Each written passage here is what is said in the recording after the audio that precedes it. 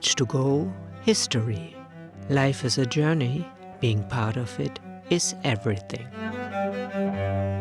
Hello, my name is Jessica. Welcome to episode 21 of my historical travel podcast Voyage to go, history, where I take you on the most adventurous journeys from the past that continue to shape our view of the world today. In this true story, 17-year-old German Georg Forster travels around the world with his father, a naturalist in the 18th century, aboard the sailing ship under the command of James Cook. Georg's travel narrative is written in the language of the 18th century. To make it more understandable, I have largely translated it into modern language. His knowledge is that of the late 18th century, so I will place some of his statements in context and provide additional information.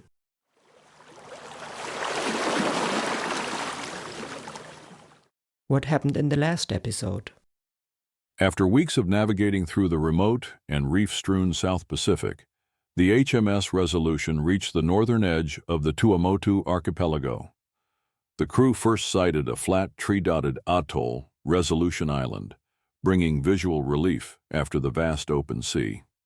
Named by Captain Cook and likely identical to Bougainville's earlier sighting of O-Aitepieha, the island offered no landing opportunity but marked the beginning of their encounter with this chain of low coral islands. Shortly afterward, they passed two more islands, Doubtful Island and Furneaux Island, and observed native canoes from afar.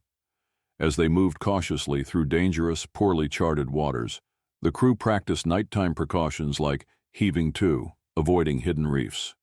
With each day, more shallow islands and reefs appeared, prompting further care. Among them was Adventure Island, where the crew of the companion ship, the Adventure, reported ongoing cases of scurvy, while Cook's ship remained mostly healthy thanks to preventive care, like sauerkraut and cleanliness. Eventually, the peaks of Maroraï and Tahiti rose on the horizon. At last, on August 15th, they approached Tahiti, long anticipated by the sailors for its beauty, generosity of people, and fresh food. The sight of the mountainous island at sunrise, cloaked in lush greenery and touched by the first light, filled the men with renewed hope and joy.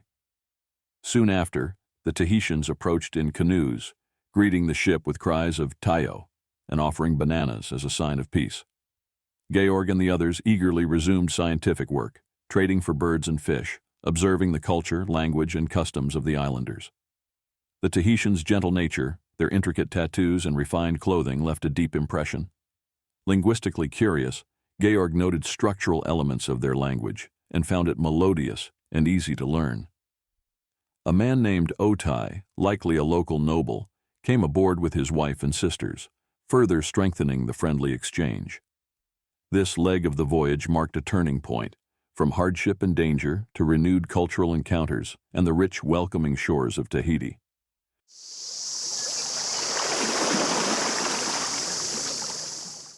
Monday, August 16th, 1773, Tahiti.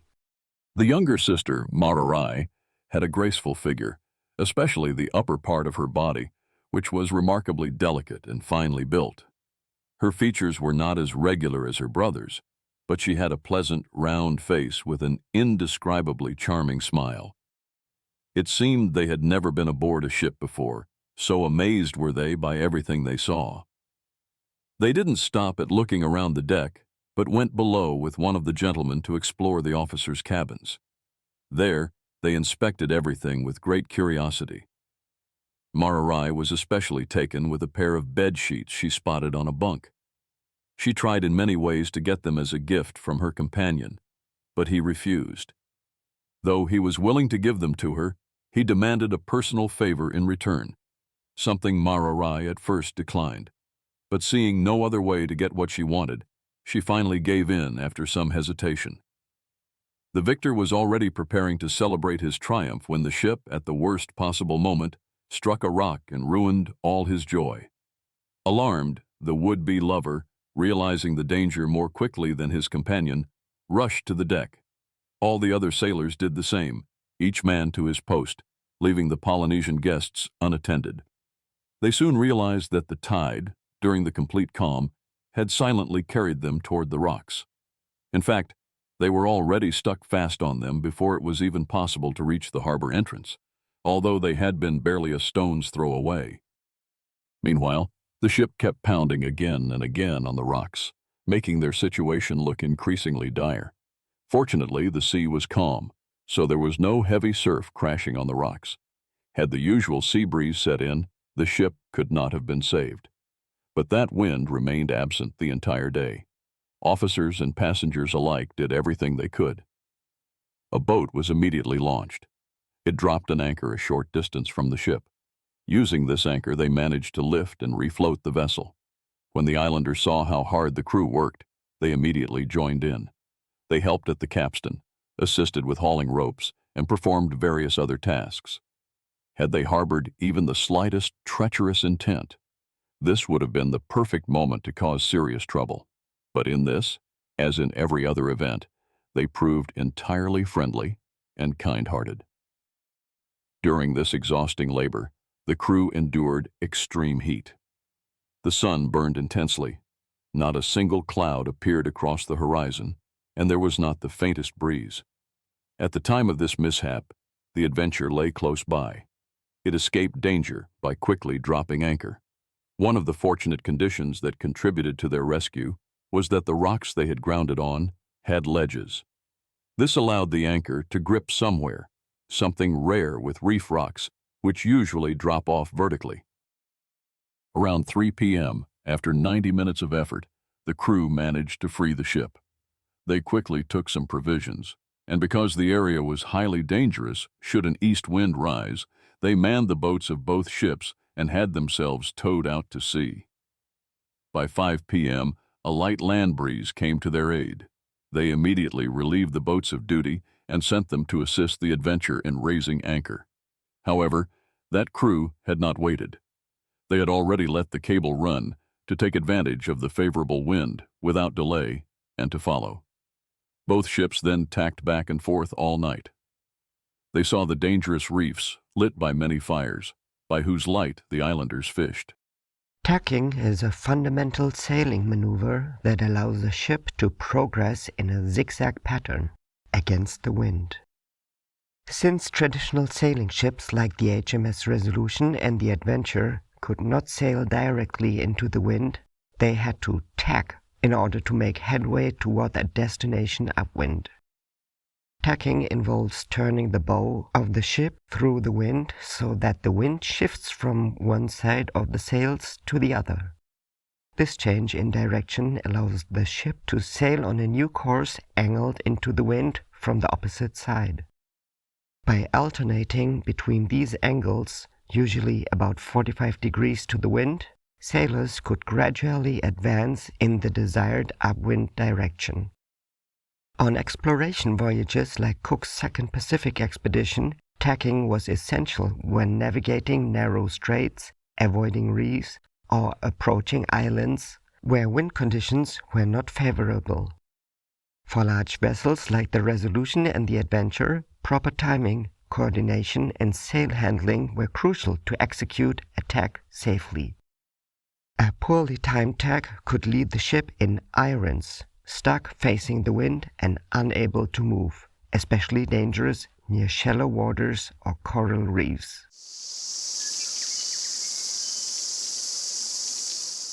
Tuesday, August 17th, 1773, Tahiti. When one of the officers went to bed, he found his sheets missing, presumably taken by the lovely Maroraï after being abruptly abandoned by her lover. She must have carried out this small mission swiftly and quietly. Otherwise, her absence would have been noticed and immediately aroused suspicion. The next morning, they approached the coast once again and sailed along the northern side of the smaller peninsula. It didn't take long before they were, just like the previous day, surrounded by canoes, in which the islanders brought them plenty of provisions, though no meat, and overwhelmed them at times with their friendly shouts. The canoes often capsized, but that posed little problem for the people in them, since both men and women were excellent swimmers and knew how to right their canoes quickly and efficiently. When the islanders noticed that Georg was asking about plants and other natural curiosities, They brought him such things, though often only leaves without flowers and sometimes flowers without leaves. Despite this incompleteness, Georg was able to identify among them the common species of black nightshade and a beautiful erythrina or coral flower. He also received various shells, coral-like plants, birds, and similar items in this way. At 11 a.m., they dropped anchor in a small harbor called O-Aitepieha, located at the northern end of the southern or smaller peninsula of Tahiti, which in the local language is called Teiarrabu. Now the influx of people truly began, and canoes approached from all directions. The locals were so eager for their glass beads, nails, and knives that in exchange for these goods, the crew gathered an astonishing quantity of cloth, mats, baskets, and other utensils, as well as coconuts, breadfruit, yams, and bananas in great abundance. Some of the sellers even came aboard and took the opportunity to steal various small items. A few went so far as to throw the coconuts they had just traded back overboard to their companions, who then resold them to the crew as if for the first time. To avoid being tricked again, the thieves were chased off the ship and punished with a few lashes, which they endured without protest. The heat today was just as intense as the day before, even when the sky was overcast. Around noon, the wind died down again. Although they sweated heavily in this heat, it wasn't as oppressive or exhausting as one might expect. On the contrary, the crew felt far fresher and livelier than could have been expected, especially after the exhausting work of the previous day. They undoubtedly owed this advantage to the proximity of the land. The breadfruit and yams brought from shore tasted and agreed with them far better than their worm-eaten ship's biscuits. And the bananas, along with a type of apple called EV by the locals, made an excellent dessert. The only fresh provisions they still wished for were chickens and pigs, so they might have some variety instead of eating salted meat every day. In the afternoon, the captains, along with some other gentlemen, went ashore for the first time to visit O-Aitepieha, whom all the inhabitants of the region recognized as their Eri or king. During this time, the ship was surrounded by a large number of canoes, trading not only all sorts of herbs, but also large quantities of native cloth. Even the decks swarmed with islanders, among whom were several women who willingly gave in to the wishes of the sailors. Some of those engaged in this trade appeared to be barely 9 or 10 years old and showed no signs of physical maturity. Such early indulgence suggested an extreme degree of lust and likely had a broader influence on the people. The most obvious consequence, which Georg immediately noticed, was that the common people, including all these loose women, were generally of short stature. Only a few individuals were taller than average. Most were below it. Evidence that the opinion of Count Buffon regarding early sexual relations, see his Histoire naturelle, was well-founded. They had irregular, plain facial features, but beautiful, large eyes that were always full of life. Along with this, an unforced smile and a constant effort to please more than made up for the lack of beauty, so that the sailors were completely captivated and gave away shirts and clothing with the most careless eagerness to please their new mistresses. The simple, unpretentious style of native dress, which left a well-shaped chest along with beautiful arms and hands uncovered, surely played its part in igniting the passions of the crew. The sight of several such nymphs, swiftly swimming around the ship in various enticing postures, as naked as nature had made them, was more than enough to overwhelm whatever trace of reason a sailor might still possess to restrain his desires. A small incident had sparked the reason so many of them were swimming around it. One of the officers, who had taken a liking to a boy of about 6 years old sitting in a canoe next to the ship, tried to throw him a string of glass beads from the rear deck. The throw missed and fell into the water. Without hesitation, the boy jumped in after it, dived, and retrieved the beads.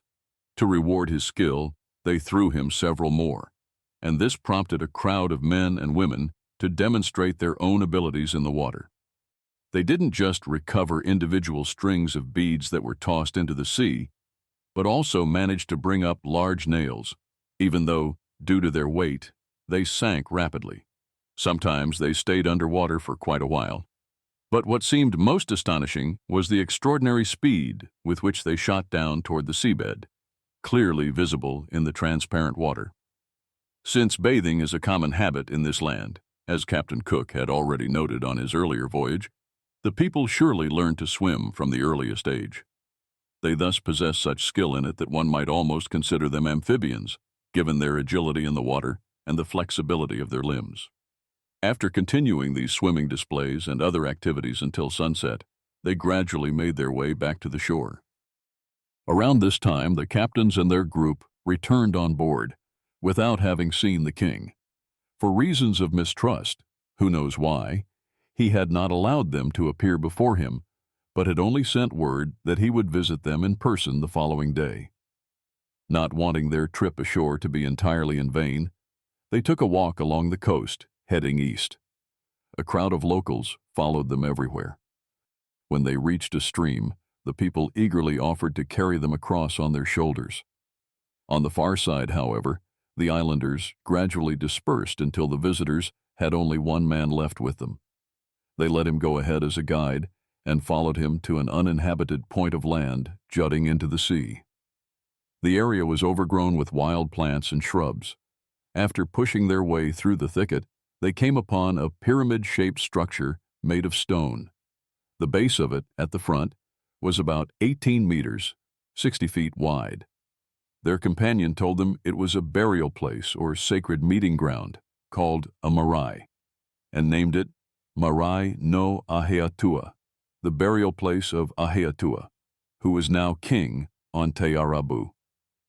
The entire structure consisted of several terraces or levels stacked on top of each other. These, especially on the land-facing side, were fairly dilapidated and already overgrown with grass and shrubs. Around the structure stood 15 slender wooden posts, almost vertically embedded in the ground.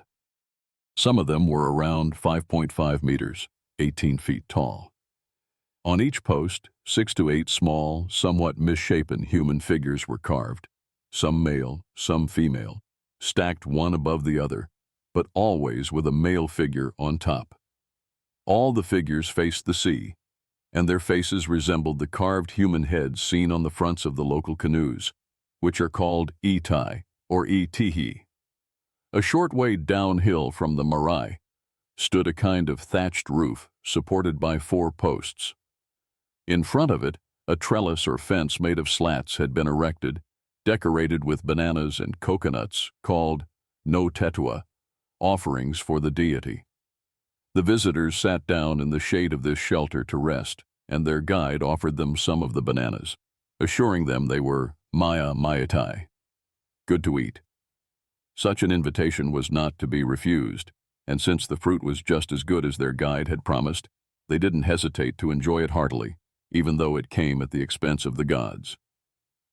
At nightfall, they returned to the ship, highly satisfied with the warm welcome they had received from this kind-hearted people. They brought back some plants, which they immediately recognized as species native only to the tropics.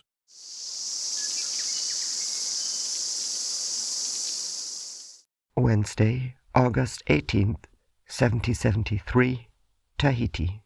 When Georg and the others came on deck early the next morning to enjoy the cool morning air, they found themselves facing a splendid view.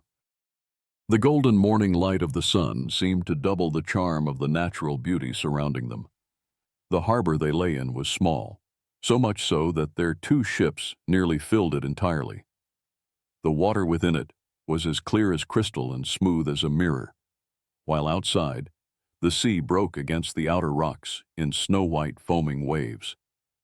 On the landward side, just before the mountains, their eyes beheld a narrow plain whose fertile appearance seemed to promise abundance and happiness to all its inhabitants.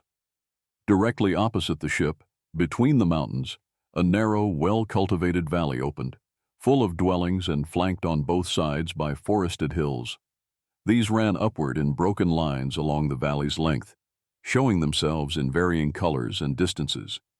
Beyond these and the valley itself, a series of steep, romantically shaped mountain peaks rose from the interior. One in particular stood out, dramatically beautiful and so steep it seemed to hang over them, threatening to collapse at any moment. The sky was clear, the air pleasantly warm. In short, everything filled them with renewed life and courage. Meanwhile, the boats of both ships were sent to O-Aitepieha to retrieve the anchors that had been left on the seabed when they had struck the rocks.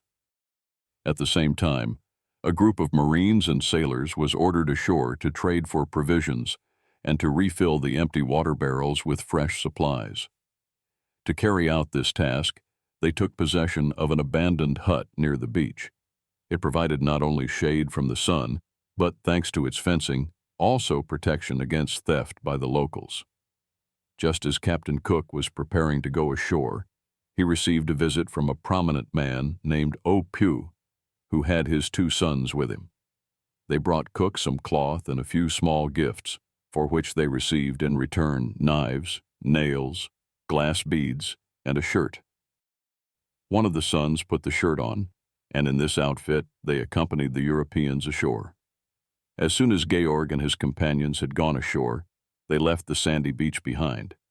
There was little to discover there in terms of natural science, and headed for the plantations that had appeared so inviting from the ship. Despite the lateness of the season, with leaves and grasses tinged in autumnal brown, they quickly realized that the landscape lost none of its charm up close. Bougainville had not exaggerated when he described this land as a paradise. They found themselves in a forest of breadfruit trees, although none of the trees bore fruit at this time of year. At the edge of the grove, they discovered a narrow footpath cleared of grass, which led them to several dwellings partially hidden among the bushes. Tall coconut palms towered above the other trees, their drooping fronds leaning toward one another on all sides. Banana plants displayed their broad, beautiful leaves and still bore a few grape-like clusters of fruit. A shady tree species with dark green foliage bore golden yellow apples, rich in the spicy flavor and juice of the pineapple. In between grew young Chinese mulberry trees, whose bark the locals used to produce fabric, along with various types of taro, edos, yams, sugarcane, and other useful plants. The houses of the islanders were scattered but stood relatively close to one another across the plain, shaded by breadfruit trees. They were surrounded by fragrant shrubs like gardenia, guettarda, and calophyllum. The dwelling's simple construction and cleanliness harmonized perfectly with the unpretentious beauty of the surrounding forest. Most consisted merely of a roof resting on a few posts, open on all sides, without walls. Given the region's excellent climate, perhaps among the happiest on earth, such walls were entirely unnecessary.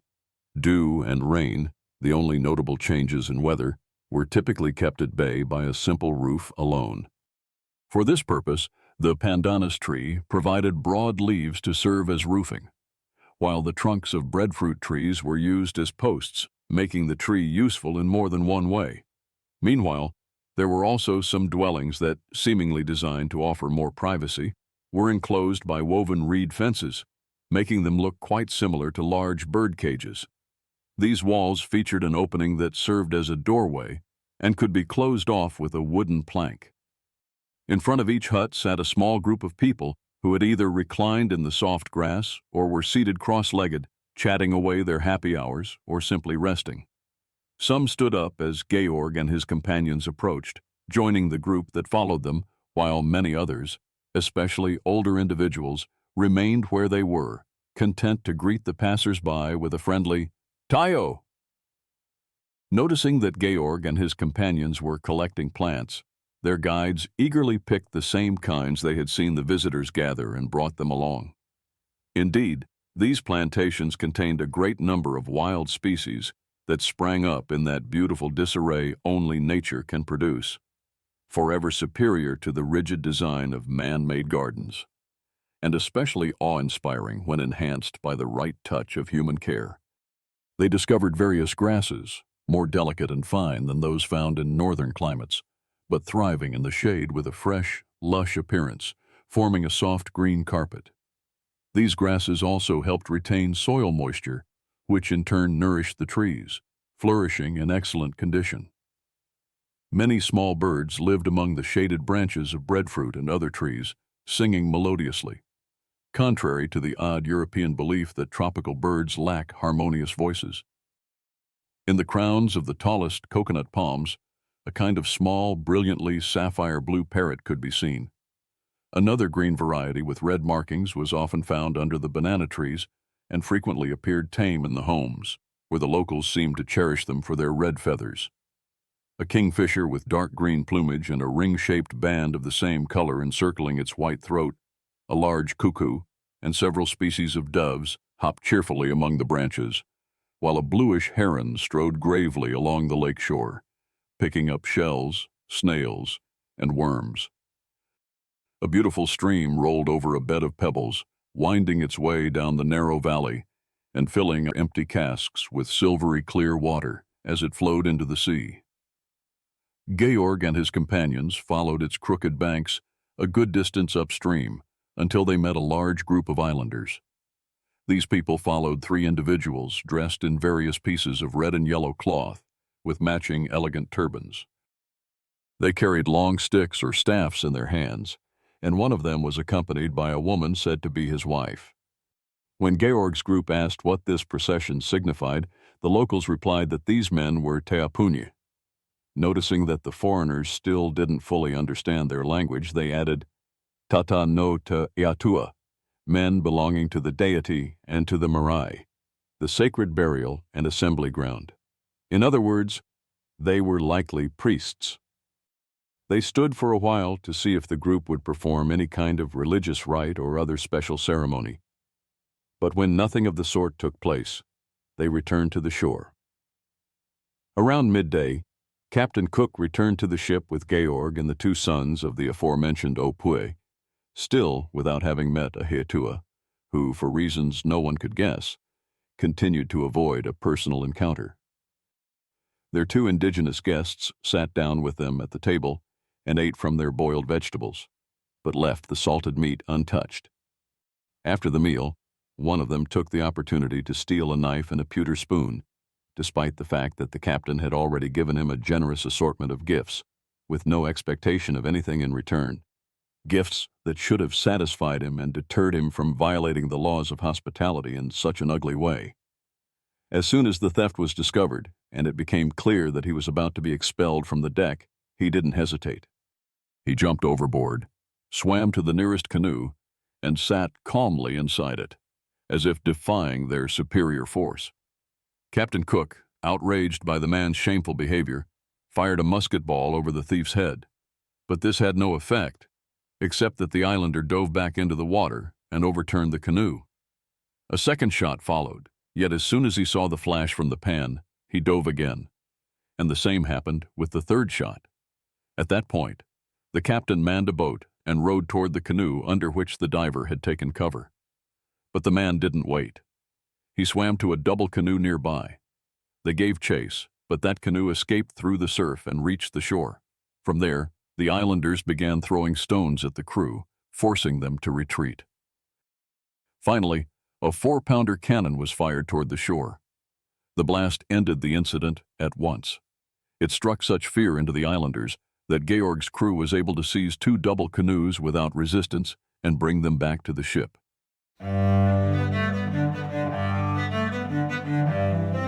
This concludes part 21 of Georg Forster's journey around the world aboard the HMS Resolution under the command of James Cook. I have linked a map of the locations of this episode in the show notes. For those who would like to see the locations of the journey around the world on the present day, I recommend my YouTube channel, Voyage to Go. There, I visit the places from Georg Forster's travel narrative and try to uncover traces and connections between today and the past.